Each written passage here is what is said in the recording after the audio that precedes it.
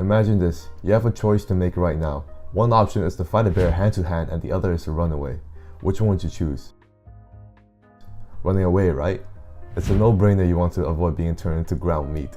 This instinct to protect ourselves is wired into our brains. But did you know it's also the root cause of our procrastination? Here's another scenario. Would you rather write a 10,000 word essay or just go watch Netflix?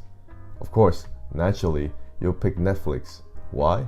Because our brain are wired to seek comfort and avoid discomfort. Procrastination is just a way for your brain to protect you. That's how we humans have survived throughout history. It's like having an inner caveman who would rather chill in a cozy cave than wrestle a saber-toothed tiger. If you're surviving in the wild and see a bear, it's logical to think that you are not winning against him. Your brain will trigger negative emotions telling you that it's a threat and to avoid it, so you don't get completely mauled. Then naturally, your brain wants to do something more comforting and easier in order to protect you. Maybe go hunt for a rabbit for food where there's less chance of you, being eaten. Same thing with the 11-page research paper that's due next week. Your brain sees it as a threat because it's hard to do. So it fills your brain with negative emotions telling you to avoid it. Your brain's basically saying, why fight the bear when we can cuddle the bunny? In our case, we might instead scroll on social media or play League of Legends because battling bronze players is easier than battling words on a page. Our brain is choosing the easy alternative because it's trying to protect us from danger. The next time you procrastinate, realize that it's just your brain trying to protect you from discomfort. Because for years, that's how humans have survived and it's built into us. Okay, here I'm going to give you a simple solution.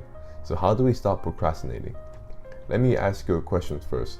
Would you rather study for 5 minutes or study for 4 hours straight? Of course, you choose to study for 5 minutes because it's easier. If you choose 4 hours, you're either a robot or you just found some amazing coffee. Now, where am I going with this?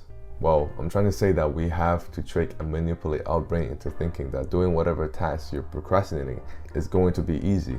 For example, the next time you're procrastinating on homework, instead of thinking about how it's going to take you 4 hours to complete, just say to yourself, I'm going to do homework for just 5 minutes. This really works because the act of taking the first step is always the hardest. It's like trying to push a boulder downhill. Once it starts moving, it's hard to stop. For me, I don't really like writing YouTube scripts. Before writing the script, I wanted to cook dinner just to avoid writing. But I told myself that I was just going to work on it for about 5 to 10 minutes. Now I'm already like 45 minutes in and I just want to continue it and finish it. Once you start and get the ball rolling just slightly, you will naturally want to finish it, and it's like a little snowball effect. It's that simple. Let me give you another example. I don't have a gym membership, so I work out at home. I force myself to do 300 lightweight squats, and I hate it because it burns my quads so much. I would always procrastinate it till nighttime to do it. But the strategy I use is to always tell myself, can I just do 10 squats right now? If I physically can, I just go do it. I don't think about how many more squats I have to do. I just focus on the next 10 squats and keep repeating to myself, can I just wrap out 10 more squats? I never go, damn, I have 250 more squats to do. And slowly I get into the flow of the workout and it becomes easier. Sadly, I still have chicken legs though. Remember, the act of taking the first step is always the hardest, so you have to manipulate yourself into thinking whatever task you're procrastinating on will be easy. That way, your brain doesn't see it as something negative, a discomfort, or a threat.